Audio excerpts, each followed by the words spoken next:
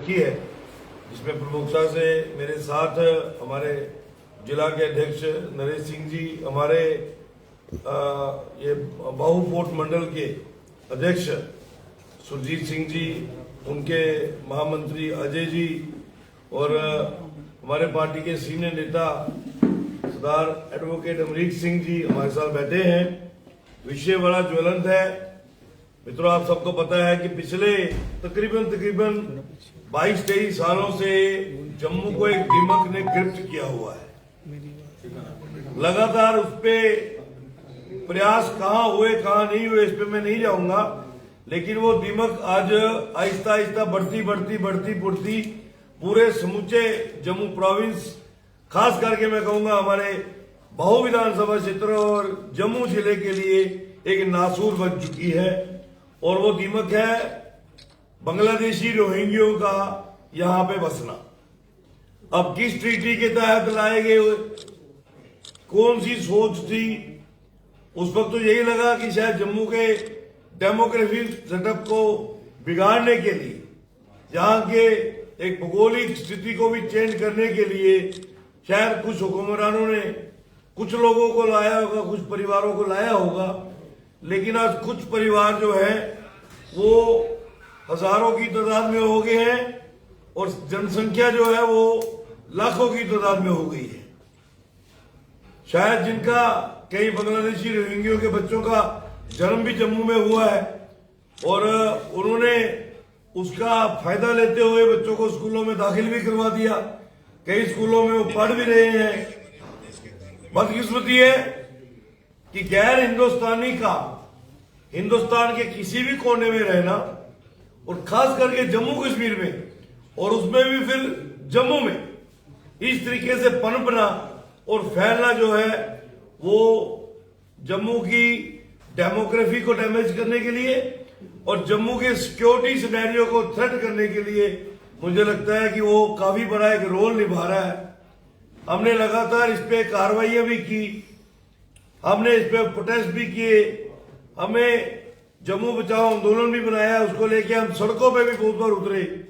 कई बार इन पे कार्रवाई भी हुई, कई लोगों को गिरफ्तार करके हीरानगर जेल में डाला हुआ है, वहां भी वो फल फूल रहे। इनको जेल में डालने की जरूरत नहीं है, इनको पकड़ के धरपकड़ करके बॉर्डर पे जाके छोड़ने की आवश्यकता है कि जहां से आए हो वहां वापिस चले जाओ। सबसे बड़ी बात यह है कि बसें तो है, लेकिन बसें कहां है? किनके प्लाटों में इन्होंने झुग्गियां बनाई हैं, किनके इशारे पे बनाई हैं? इसकी जब हमने तहकीकात की तो बड़ी पिक्चर क्लियर हुई कि जम्मू के अनेक ऐसे परिवार हैं, वो किसी भी जात समुदाय से हो, अधिकतम ने सरकारी जमीनों पे कब्जा करके इनको झुग्गियां बना के दी हुई है और उन झुग्गियों का इनसे किराया लिया जाता है। लेकिन बदकिस्मती उन झुग्गियों के अंदर जो बिजली और पानी सप्लाई हो रहा है वो हमारे जम्मू के लोगों के कोटे का बिजली और पानी है। मेरी कॉन्स्टिट्यूंसी के लोगों के हिस्से की बिजली है, उनके हिस्से का पानी है, जो गैर कानूनी तरीके से इनको जा रहा है। मैं एडमिनिस्ट्रेशन को सख्ती से ये कहना चाहता हूं कि बतौर विधायक बाहू विधानसभा क्षेत्र मैं नहीं चाहता हूं कि यहां पर ये ज्यादा देर और रहे। आप अपनी एजेंसीज को मुस्तैदी से एक्टिवेट कीजिए, तत्काल इनका पहले बिजली पानी बंद कीजिए। जब बिजली पानी बंद होगा तो ये यहां से मूव करेंगे, जब यहां से मूव करेंगे तो कहां जाते हैं उसको चैनलाइज करने की जरूरत है। फिर यह भी देखना पड़ेगा कि कौन से लोग इनको शेल्टर करते हैं, क्या एडमिनिस्ट्रेशन में है, क्या कोई सिविल सोसाइटी में है। और मुझे लगता है कि इन बांग्लादेशी रोहिंग्यों से ज्यादा कल्प्रिट, ज्यादा जम्मू का दुश्मन वो है जिसने अपने प्लाटों में इनको बिठाया हुआ है। मैं डिवकॉम जम्मू, डीसी जम्मू और हमारे एसडीएम साउथ जिनके अधीन मेरी बाहू विधानसभा क्षेत्र आती है, उनसे सख्ती से निवेदन करता हूं कि तत्काल इन प्लाटों की रैकी करके उन प्लाटों को सील करिए, उसका रेवेन्यू रिकॉर्ड निकलवाइए कि वो प्लाट सरकारी है या मालिकी है। अगर मालकी है तो अगर वो किराया लेता है तो वो टैक्स कितना भरता है? अगर इनसे किराया लिया जा रहा है तो मुझे यहां तक बताया गया कि एक एक परिवार जो है जिन्होंने इनको बसाया हुआ है वो 3 से 4 लाख रुपए महीना किराया इकट्ठा करता है। जिसकी 4 लाख 3 लाख रुपए महीने की इनकम हो वो बिजली पानी का किराया भी ना दे और टैक्स भी ना भरे, तो ये तो मुझे लगता है कि अनारकी से इससे बड़ा सबूत और क्या हो सकता है। अब जब हमने जम्मू बचाओ आंदोलन बनाया था, हमने इनकी झुग्गियों में बहुत बार खुद भी सर्च किया, इनकी बस्तियों में मैं खुद गया हमारे लोकल वॉलंटियर्स को लेकर। आप हैरान होंगे इनके घरों से हमें क्या मिला। आधार कार्ड, जम्मू में इनके आधार कार्ड बनाने वाले भी सियासतदान थे। सब जानते हैं कि 2002 से लेके 2014 तक यहां पर कौन विधायक था। इनके राशन कार्ड बनाने का भी उन्होंने प्रयास किया। ये मैडम कोई मरियम है, बाप का नाम है डूडू मियां, नरवाल करियानी तालाब, एड्रेस वही दिया है और पता कोई नहीं है। और ये ओरिजिनल आधार कार्ड है जो मैंने उनके घर से निकाला था।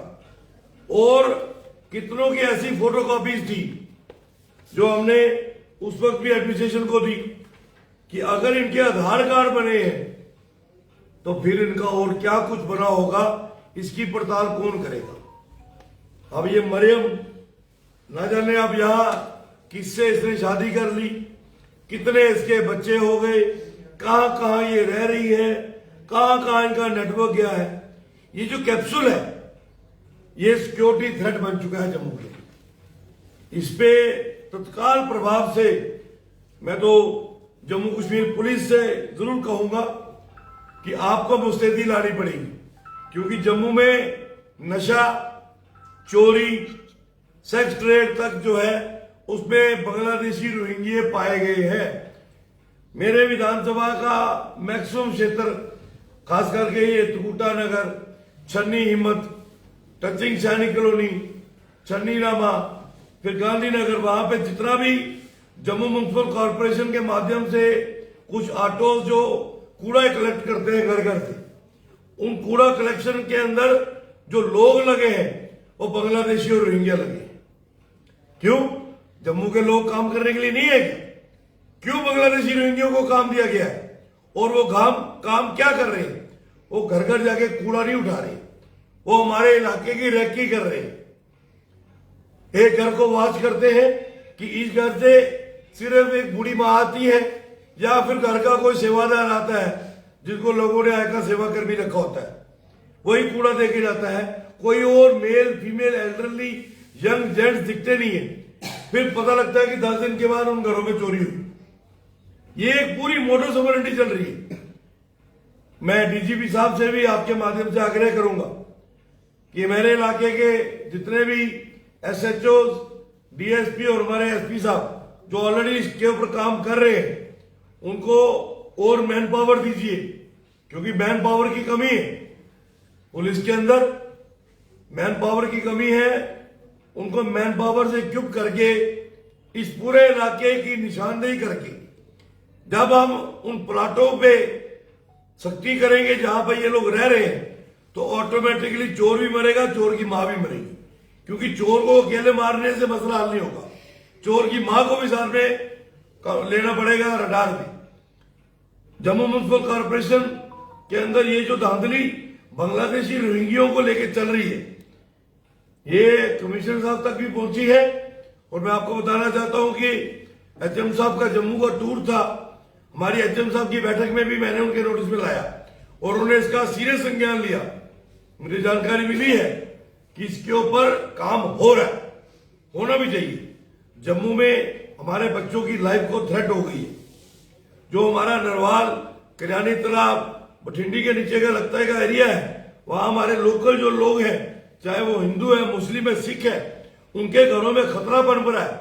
उनको डर रहता है हम अपना बच्चा अकेला घर से बाहर नहीं भेज सकते, क्योंकि ये बांग्लादेशी रोहिंग्या इनकी मानसिकता किसी लुटेरे से कम नहीं है।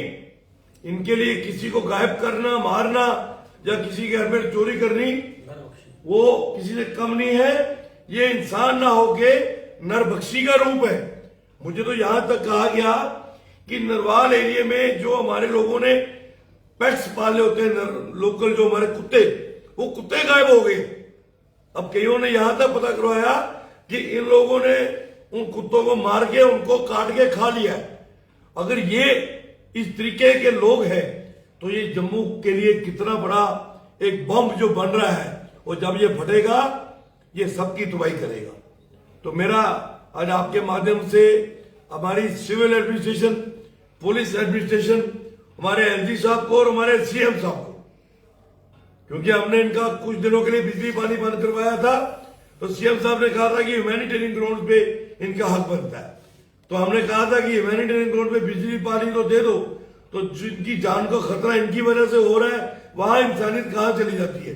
तो कहीं ना कहीं सीएम साहब भी इस पे इंट्रोस्पेक्शन करे और इनको तत्काल प्रभाव से गृह मंत्रालय को लिखे कि मेरे इलाके में, मेरी रियासत में, मेरी यूटी में ये गैर कानूनी तरीके से जो लोग बांग्लादेशी रोहिंग्या रह रहे हैं, इनको यहां से निकाला जाए। गृह मंत्रालय, भारत सरकार इसका सीरियस संज्ञान ले। हम जम्मू कश्मीर में एक भी बांग्लादेशी रोहिंग्या नहीं रहने देना चाहते।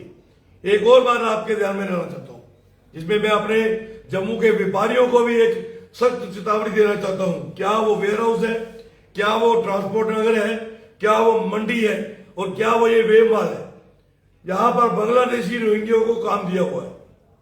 आने वाले दिनों में हम एक मूवमेंट खड़ी करेंगे।